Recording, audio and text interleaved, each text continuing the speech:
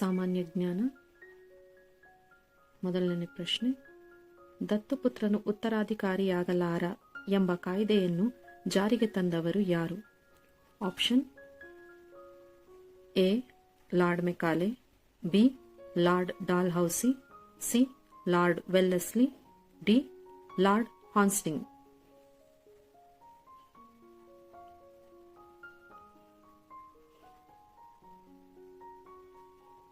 ಉತ್ತರ option B lord Dalhousie.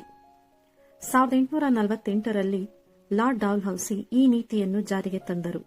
ಈ ನೀತಿಯ ಪ್ರಕಾರ ಯಾವುದೇ ಸಂಸ್ಥಾನದ ರಾಜನಿಗೆ ಸ್ವಂತ ಗಂಡು ಮಕ್ಕಳ ಇಲ್ಲದಿದ್ದಾಗ ದತ್ತುಪುತ್ರನನ್ನು ಉತ್ತರಾಧಿಕಾರಿಯಾಗಿ ಬ್ರಿಟಿಷರು ಒಪ್ಪುತ್ತಿರಲಿಲ್ಲ.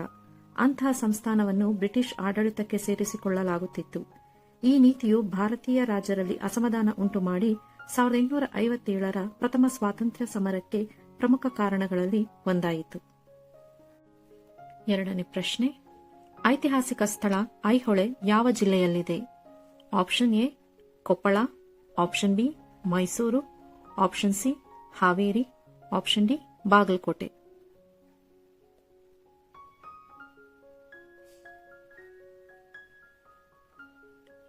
ಉತ್ತರ ಡಿ ಬಾಗಲಕೋಟೆ.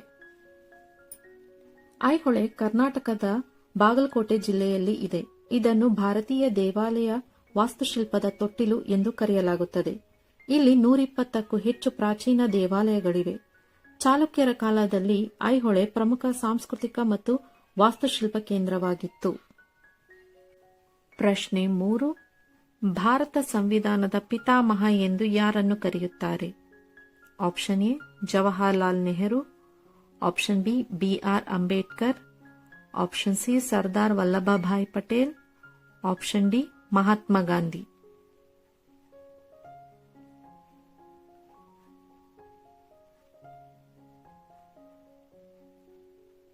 ಉತ್ತರ option B B R Ambedkar. Doctor B R Ambedkar ಅವರನ್ನು ಭಾರತದ ಸಂವಿಧಾನದ ಶಿಲ್ಪಿ ಎಂದು ಕರೆಯಲಾಗುತ್ತದೆ. ಅವರು ಸಂವಿಧಾನದ ಕರಡು ಸಮಿತಿಯ ಅಧ್ಯಕ್ಷರಾಗಿದ್ದರು. ಭಾರತದ ಸಂವಿಧಾನ ರಚನೆಯಲ್ಲಿ ಅವರ ಪಾತ್ರ ಅತ್ಯಂತ ಮಹತ್ವದ್ದಾಗಿತ್ತು. ಆದ್ದರಿಂದ ಅವರನ್ನು ಸಾಮಾನ್ಯವಾಗಿ ಭಾರತದ ಸಂವಿಧಾನದ ಶಿಲ್ಪಿ ಎಂದು ಕರೆಯಲಾಗುತ್ತದೆ. ಪ್ರಶ್ನೆ 4, ಭಾರತದ ಅತಿ ಉದ್ದವಾದ ನದಿ ಯಾವುದು? Option A Godavari, option B Ganga, option C Yamuna, option D Brahmaputra.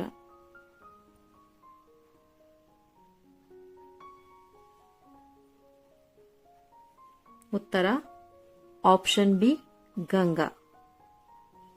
Ganga ನದಿಯು ಭಾರತದ ಅತಿ ಉದ್ದವಾದ ನದಿಯಾಗಿದೆ. ಇದರ ಒಟ್ಟು ಉದ್ದ ಸುಮಾರು 2525 ಕಿಲೋಮೀಟರ್ ಆಗಿದೆ. ಇದು ಉತ್ತರಾಖಂಡದ ಗಂಗೋತ್ರಿ ಹಿಮನದಿಯಿಂದ ಉಗಮವಾಗಿ ಬಂಗಾಳ ಕೊಲ್ಲಿಯಲ್ಲಿ ಸೇರುತ್ತದೆ. ಗಂಗಾ ನದಿ ಭಾರತದಲ್ಲಿ ಧಾರ್ಮಿಕ, ಸಾಂಸ್ಕೃತಿಕ ಹಾಗೂ ಆರ್ಥಿಕವಾಗಿ ಅತ್ಯಂತ ಮಹತ್ವದ್ದಾಗಿದೆ. ಇನ್ನೊಂದು ಅಂಶವನ್ನು ಗಮನದಲ್ಲಿಟ್ಕೋಬೇಕು ನೀವು. ಅತಿ ಉದ್ದವಾದ ನದಿ ಗಂಗಾ, ಸಂಪೂರ್ಣವಾಗಿ ಭಾರತದಲ್ಲಿ ಹರಿಯುವ ನದಿ ಗೋದಾವರಿ. ಪ್ರಶ್ನೆ 5, ವಿಸ್ತೀರ್ಣದಲ್ಲಿ ಭಾರತದ ಅತಿ ದೊಡ್ಡ ರಾಜ್ಯ ಯಾವುದು? Option A Rajasthan, option B Maharashtra, option C Uttar Pradesh, option D Madhya Pradesh.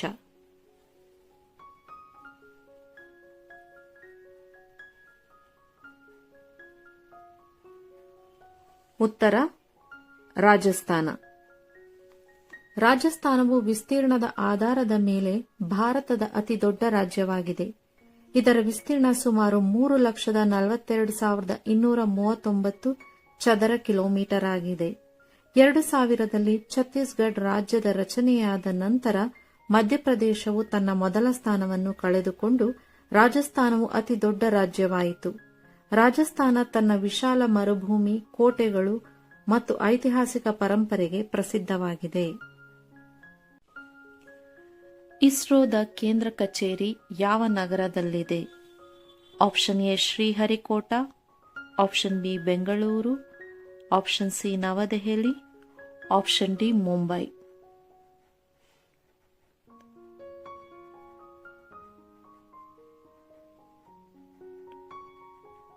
ಉತ್ತರ ಆಪ್ಷನ್ ಬಿ ಬೆಂಗಳೂರು.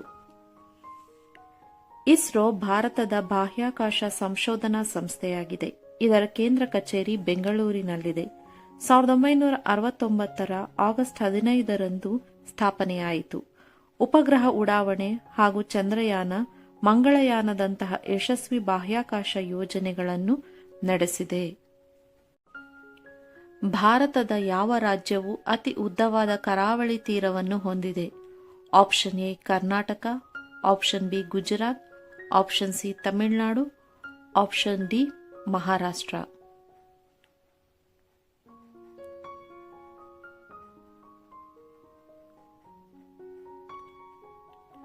ಉತ್ತರ ಆಪ್ಷನ್ ಬಿ ಗುಜರಾತ್. ಅರಬ್ಬಿ ಸಮುದ್ರದ ತೀರದಲ್ಲಿರುವ ಈ ರಾಜ್ಯವು ಸಮುದ್ರ ವ್ಯಾಪಾರ ಮತ್ತು ಬಂದರುಗಳಿಗೆ ಪ್ರಸಿದ್ಧವಾಗಿದೆ. ಸುಮಾರು 1600 ಕಿಲೋಮೀಟರ್ ಉದ್ದದ ಕರಾವಳಿ ತೀರವನ್ನು ಹೊಂದಿದೆ. ಕಂದ್ಲಾ ಮತ್ತು ಮಂದ್ರಾ ದೇಶದ ಪ್ರಮುಖ ಬಂದರುಗಳಾಗಿವೆ. ಮೀನುಗಾರಿಕೆ, ಕೈಗಾರಿಕೆ ಮತ್ತು ವಾಣಿಜ್ಯ ಕ್ಷೇತ್ರಗಳಲ್ಲಿ ಈ ಕರಾವಳಿ ಪ್ರಮುಖ ಪಾತ್ರ ವಹಿಸುತ್ತದೆ. ಭಾರತದ ಸಂವಿಧಾನದ ಯಾವ ತಿದ್ದುಪಡಿಯನ್ನು ಮಿನಿ ಸಂವಿಧಾನ ಎಂದು ಕರೆಯಲಾಗುತ್ತದೆ? ಆಪ್ಷನ್ ಎ 44ನೇ ತಿದ್ದುಪಡಿ, ಆಪ್ಷನ್ ಬಿ 24ನೇ ತಿದ್ದುಪಡಿ, ಆಪ್ಷನ್ ಸಿ 52ನೇ ತಿದ್ದುಪಡಿ, ಆಪ್ಷನ್ ಡಿ 42ನೇ ತಿದ್ದುಪಡಿ.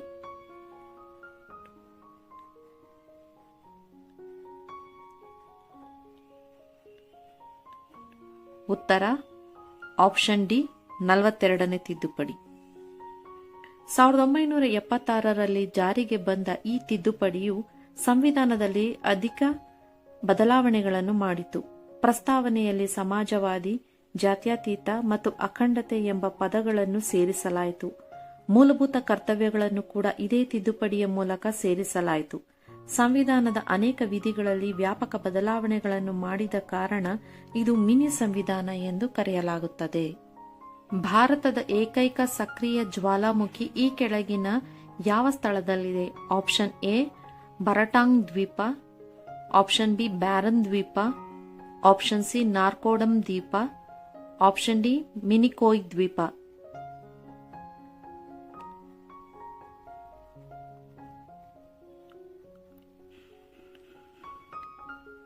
ಉತ್ತರ ಆಪ್ಷನ್ ಬಿ ಬ್ಯಾರನ್ ದ್ವೀಪ. ಬಂಗಾಳ ಕೊಲ್ಲಿಯ ಅಂಡಮಾನ್ ಸಮುದ್ರ ಪ್ರದೇಶದಲ್ಲಿರುವ ಈ ದ್ವೀಪವು ಭಾರತದ ಏಕೈಕ ಸಕ್ರಿಯ ಜ್ವಾಲಾಮುಖಿಯನ್ನು ಹೊಂದಿದೆ. ಇದು ಅಂಡಮಾನ್ ಮತ್ತು ನಿಕೋಬಾರ್ ದ್ವೀಪ ಸಮೂಹದ ಭಾಗವಾಗಿದೆ. ಕಾಲಕಾಲಕ್ಕೆ ಇಲ್ಲಿ ಜ್ವಾಲಾಮುಖಿ ಸ್ಫೋಟಗಳು ಸಂಭವಿಸುತ್ತದೆ. ವೈಜ್ಞಾನಿಕ ಸಂಶೋಧನೆ ಮತ್ತು ಭೂವಿಜ್ಞಾನ ಅಧ್ಯಯನದಲ್ಲಿ ಈ ಪ್ರದೇಶಕ್ಕೆ ವಿಶೇಷ ಮಹತ್ವವಿದೆ. ಭಾರತದ ಚುನಾವಣಾ ಆಯೋಗವು ಯಾವ ವಿಧದ ಸಂಸ್ಥೆಯಾಗಿದೆ? ಆಪ್ಷನ್ ಎ ಶಾಸಕಾಂಗ, ಆಪ್ಷನ್ ಬಿ ಕಾರ್ಯಾಂಗ, ಆಪ್ಷನ್ ಸಿ ಸ್ವಾಯತ್ತ ಸಾಂವಿಧಾನಿಕ ಸಂಸ್ಥೆ, ಆಪ್ಷನ್ ಡಿ ನ್ಯಾಯಾಂಗ.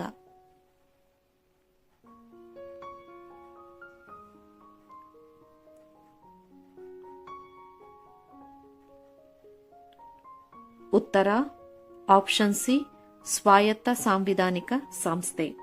ಭಾರತದಲ್ಲಿ ಸ್ವತಂತ್ರ ಮತ್ತು ನ್ಯಾಯಸಮ್ಮತ ಚುನಾವಣೆಗಳನ್ನು ನಡೆಸುವ ಜವಾಬ್ದಾರಿ ಈ ಸಂಸ್ಥೆಯ ಮೇಲಿದೆ. ಇದು ಸಂವಿಧಾನದ 324ನೇ ವಿಧಿಯ ಅಡಿಯಲ್ಲಿ ಸ್ಥಾಪನೆಯಾಗಿದೆ.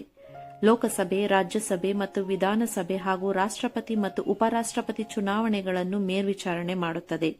ಪ್ರಜಾಪ್ರಭುತ್ವದ ಬಲವರ್ಧನೆಯಲ್ಲಿ ಈ ಸಂಸ್ಥೆ ಪ್ರಮುಖ ಪಾತ್ರ ವಹಿಸುತ್ತದೆ.